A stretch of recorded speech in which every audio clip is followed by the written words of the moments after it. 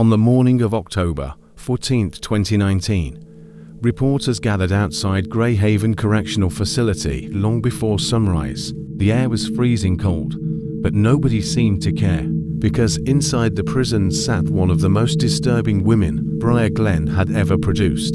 34-year-old Odessa Wynn, a woman connected to the deaths of 3 husbands in less than 7 years. 4 years.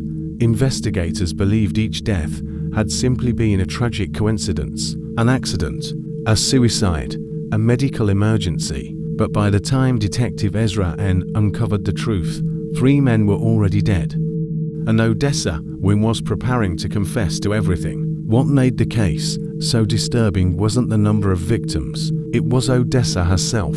Neighbors described her as calm, intelligent, polite, and almost impossible to read. Even during her trial, reporters noticed something unsettling about her behavior. She rarely cried, rarely showed emotion, and during testimony about the deaths of her husbands, Odessa sometimes smiled, not because she enjoyed the attention, but because, according to prosecutors, she enjoyed remembering what she had done. Before Briar Glen knew Odessa Wynn as a murderer, she was simply known as the beautiful woman who always seemed unlucky in love. She moved to Briar Glen in 2011. At the time, she worked as a receptionist at a dental office just outside town. People noticed her immediately, not because she was loud or outgoing. Actually, it was the opposite. Odessa was quiet, soft-spoken, careful with her words, the kind of woman who listened more than she talked, and somehow, that made people trust her, especially men. That same year, Odessa met 38-year-old Dean Rowe. Dean owned a small landscaping business and had lived in Briar Glen most of his life. Friends described him as hardworking and painfully kind. The relationship moved fast. Within 10 months, they were married. At first, everything appeared normal. Neighbors saw them attending church together, going grocery shopping together, hosting small cookouts during summer weekends. But less than a year after their wedding, things changed. Dean started appearing exhausted. Co-workers later told police he constantly complained about feeling weak and dizzy. At one point, he even collapsed while working outside. Doctors believed it was stress, maybe dehydration, nothing serious. Then, on August 3, 2013, Dean Rowe died in what authorities ruled a tragic accident. According to Odessa, Dean had fallen down the basement stairs late at night. When paramedics arrived, he was already dead. The town mourned him deeply, and nobody suspected Odessa Wynn. Why would they? She looked devastated. At Dean's funeral, Odessa cried quietly in the front row while comforting Dean's mother. Some people even said she looked more heartbroken than anyone else. But there was one detail investigators would later revisit. Dean's life insurance policy had been updated just 4 months before his death. Odessa received nearly $400,000. Still, police found no evidence of foul play. The case was closed. Less than 2 years later, Odessa married again, this time to 46-year-old Calvin Wesley. Unlike Dean, Calvin was wealthy. He owned several rental properties around Briar Glen and nearby counties. People who knew Calvin said he became obsessed with Odessa almost immediately. She made him feel younger, more confident, more alive. At least, that's what his friends believed. But shortly after their marriage, Calvin began withdrawing from people around him. His sister later testified that Calvin stopped answering calls for weeks at a time. When family visited his home, Odessa often claimed he was resting upstairs. According to her, Calvin had become depressed. Then came the night of November 18, 2016. At around 2 a.m., Odessa called emergency services in hysterics. She claimed she had found Calvin unconscious in bed beside her. Paramedics arrived within minutes. Calvin Wesley was dead. An autopsy later concluded that Calvin had died from an overdose involving prescription medication mixed with alcohol. Authorities ruled the death accidental, but Calvin's family didn't believe it.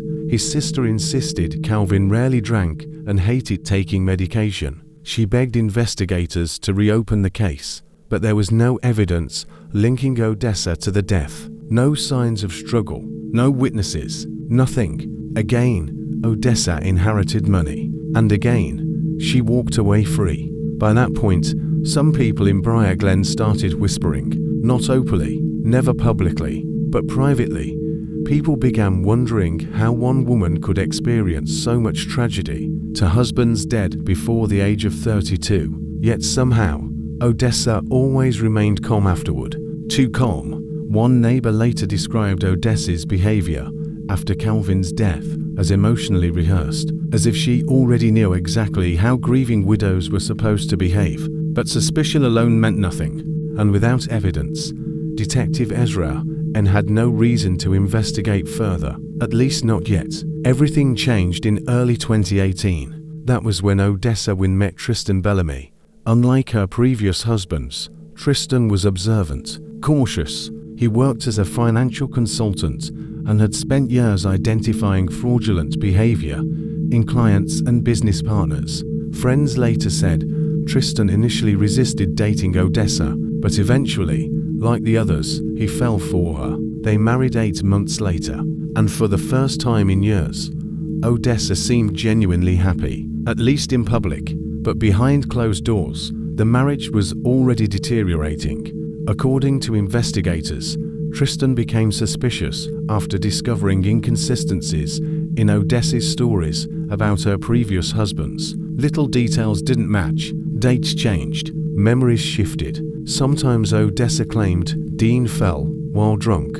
Other times, she insisted he had been carrying boxes downstairs. The contradictions bothered Tristan. Then something happened that changed the entire case. 3 months before his death, Tristan secretly contacted Detective Ezra Haines. At first, Ezra assumed Tristan was simply paranoid, but during their private meeting, Tristan revealed something unsettling. He believed Odessa was slowly poisoning him, not enough to kill him immediately, just enough to make him weak. Tristan claimed he constantly felt sick, their meals prepared by Odessa. He described dizziness, nausea, severe exhaustion, exactly the same symptoms Dean Rowe complained about years earlier. Detective Haines encouraged Tristan to undergo medical testing immediately, but Tristan never got the chance, because 4 days later, Briar Glen woke to horrifying news. A fire had consumed part of Tristan Bellamy's home just after midnight. Firefighters managed to control the flames quickly, but inside the bedroom, they discovered Tristan dead. Odessa survived. She told investigators she woke up to smoke and tried desperately to save her husband. Again, the town sympathized with her, until Detective Haines noticed something strange. During Odessa's interview, she never once asked how Tristan died. Not once. Instead, she repeatedly asked investigators whether the fire appeared accidental. That single detail bothered Ezra deeply. For the first time, he officially reopened the deaths of Dean Rowe and Calvin Wesley. What investigators uncovered next shocked the entire state. After obtaining court orders, detectives reviewed years of Odessa's financial records, internet searches, and deleted messages. They discovered Odessa had spent years researching undetectable poisons, medication interactions, and accidental death investigations. One search horrified investigators more than any other. How much antifreeze causes organ failure slowly? The deeper detectives looked, the worse things became. A forensic review later found traces of ethylene glycol poisoning connected to evidence from Dean Rowe's old medical records. Too small to raise suspicion at the time, but impossible to ignore now. Then investigators uncovered deleted emails between Odessa and an online supplier selling restricted chemicals under false labels. The evidence was finally becoming impossible to explain away. But even then, Odessa denied everything, until Detective Haines showed her the final piece of evidence. A hidden voice recording. Unknown to Odessa, Tristan Bellamy had secretly recorded one of their arguments weeks before his death.